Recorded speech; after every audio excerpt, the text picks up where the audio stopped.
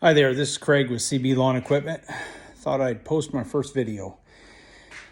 What I want to show you guys is what people shouldn't do with their decks. I've been dealing with John Deere tractors for the last 15 to 18 years. More often than not, they come in looking like this. So this is what the deck looks like.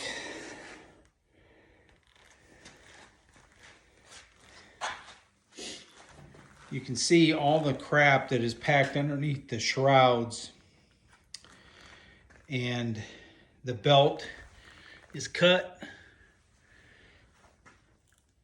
and you see what that'll do to a deck is when you have that moisture in there from all that grass, it will rust the deck out. So there's another thing I want to show you with this one.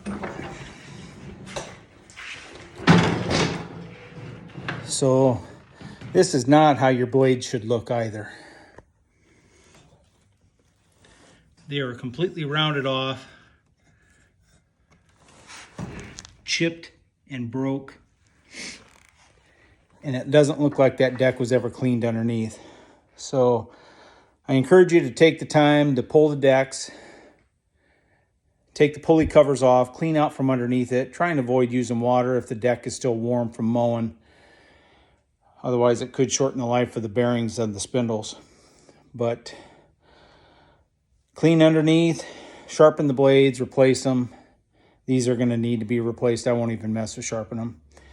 And also keep those deck wheels off the ground by about 3/4 of an inch when you mow at your desired height.